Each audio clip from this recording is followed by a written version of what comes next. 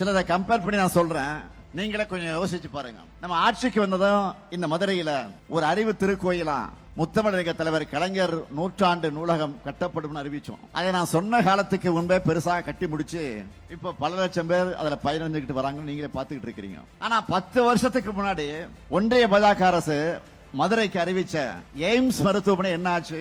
இன்னும் வரல. மதுரை மண்ணில் நம்ம வீர விளையாட்டான ஜல்லிக்கட்டுக்கு உலக தரத்திலான 62 கோடி ரூபாயில கலைஞர் நூற்றாண்டு ஏறுதழுவுதல் அரங்கு அமைப்போம் அமைச்சிருக்கிறோம். அதை விரிச்சிட்டு அறிவிப்போடு நிறுத்திடாம அமைச்சிருக்கோம். இதே பாஜக அரசு நம்ம மதுரையில் நடந்த கீழடி அகழ்வாராய்ச்சியை நிறுத்த பார்த்தாங்க.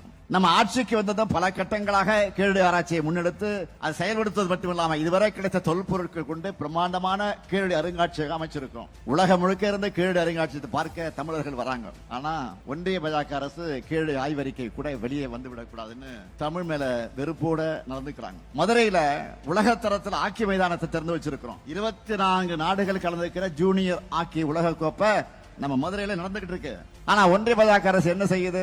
குஜராத் மாதிரி அவங்க கட்சி ஆளக்கூடிய மாநிலங்களுக்கு விளையாட்டு நிதியை கொட்டி கொடுக்கறாங்க. தமிழ்நாடுனா ஒண்ணும் கிடையாது. விளையாட்டுல மட்டுமல்ல, மதுரையை முக்கிய தொழில் மையமாக உயர்த்துவதற்கு முதலீட்டாளர் மாநாடு நடத்தி வேலைவாய்ப்பு நாம கொண்டு வரோம். ஆனா ஒன்றிய பாஜக அரசை சேர்ந்தவங்க என்ன சொல்றாங்க?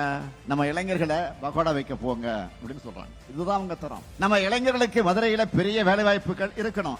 நாங்க அதுக்காகத்தான் மாட்டுத்தாவணியில டைட்டில் பூங்கா அமைக்கிறோம். ஆனா ஒன்றிய அரசு என்ன பண்றாங்க?